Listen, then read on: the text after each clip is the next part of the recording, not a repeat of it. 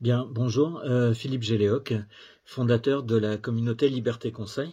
Alors, dans cette vidéo, je souhaitais répondre à Lilia qui me pose quelques questions concernant l'explication de texte pour SANS externe.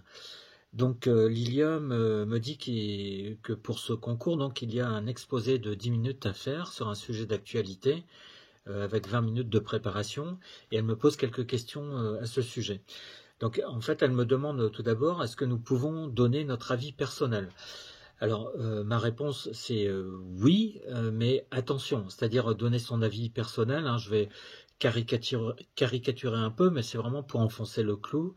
Vous pouvez donner votre avis personnel, mais il ne faut pas qu'il s'agisse d'un propos, vous voyez, du style propos de comptoir, vous voyez, c'est-à-dire simplement une opinion comme ça qui serait assénée, qui serait émise sans véritable argumentation.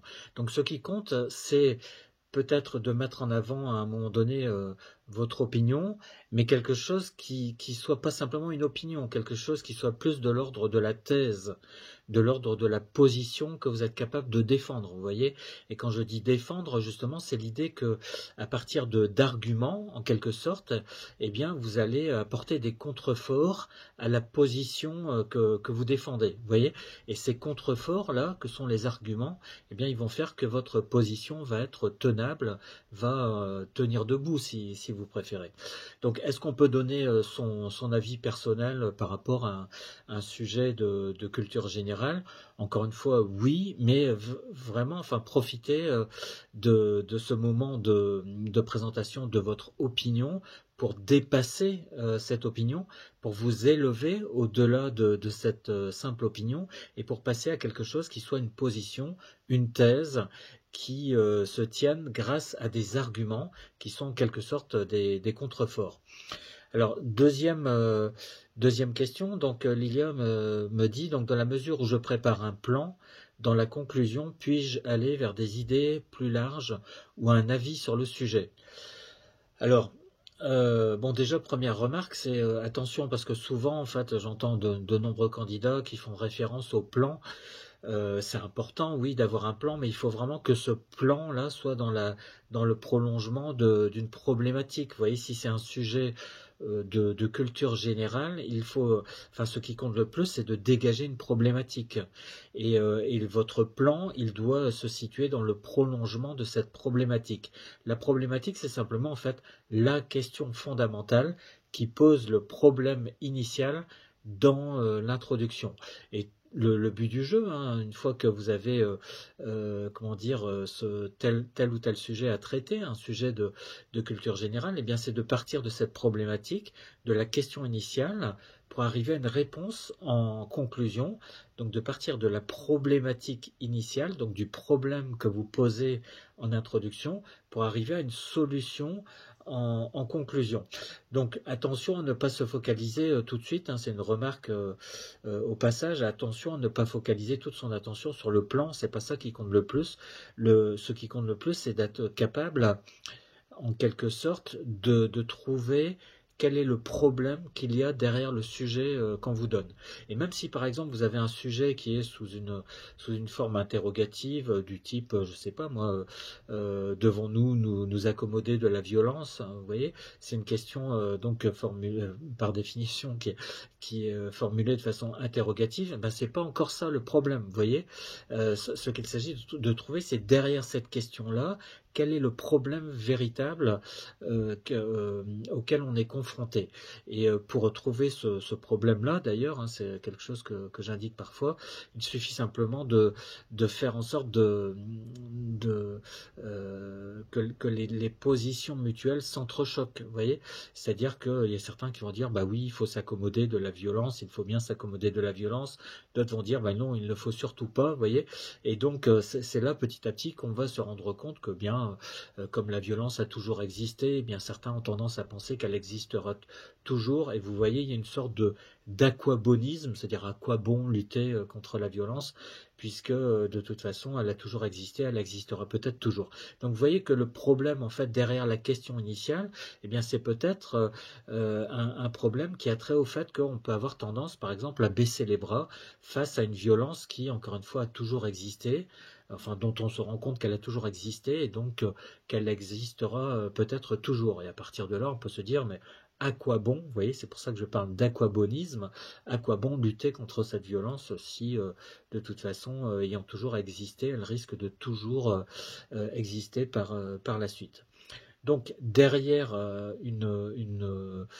sujet formulé de façon interrogative, eh bien, il s'agit de trouver le problème. Alors si c'est maintenant un texte que vous avez à étudier, alors il y a différentes méthodes et par rapport à cela, je livrerai des éléments dans notre groupe Facebook Liberté Conseil. RAEP et développement personnel, il y a il y a plusieurs méthodes, vous voyez. C'est soit en fait en rester au texte, soit partir sur un élément du texte qui fait qu'on peut envisager quelque chose de plus global. Alors pour donner un exemple que je donne assez souvent, vous avez par exemple un texte d'un artiste qui met en avant le fait que c'est important pour lui d'être critiqué parce que même quand il est critiqué, eh bien c'est une forme de reconnaissance dont il bénéficie. Eh bien vous n'êtes pas obligé de rester sur par exemple ce texte de Salvador Dali, par exemple, qui dit critiquez-moi, peu importe ce que vous dites sur moi, mais critiquez-moi, vous voyez, vous n'êtes pas obligé de rester sur ce texte-là. Vous avez une autre méthode qui consiste dans le cadre de ce qu'on appelle le commentaire de texte, à partir simplement sur l'idée de critique à laquelle nous fait penser ce texte-là, et puis on se base en quelque sorte sur ce texte-là pour partir sur autre chose. C'est-à-dire que le texte, en fait, il va servir de tremplin. Alors du coup, par rapport à la question de Lilia, dans la mesure où je prépare un plan, dans la conclusion, puis-je aller vers des idées plus larges ou un avis sur le sujet, eh bien je dirais que ça dépend. Si vous partez sur la méthode qui consiste à se servir du texte comme d'un tremplin, eh bien là forcément vous allez partir sur des idées plus larges. Vous voyez. Maintenant, si vous êtes plutôt, vous êtes soit sur un sujet de culture générale où il faut dégager une problématique. Bien là, il faut vraiment traiter la problématique, c'est-à-dire partir du problème initial en introduction, puis vous acheminer petit à petit en conclusion vers une solution à ce problème. Et en conclusion, moi, généralement, je dis aux personnes qu'il vaut mieux éviter de partir sur quelque chose de plus général, etc. Parce que parfois, il y a une erreur qui est faite, enfin, il y a une incompréhension du sujet, et puis on dit, par exemple, on voit des candidats qui disent « nous aurions pu aussi nous demander si, ceci, cela ». Oui, ils partent sur une interrogation générale en conclusion. Or, parfois, en fait, c'est cette question-là qu'ils mettent à la fin et qui leur semble plus générale qu'il s'agissait en fait véritablement de traiter.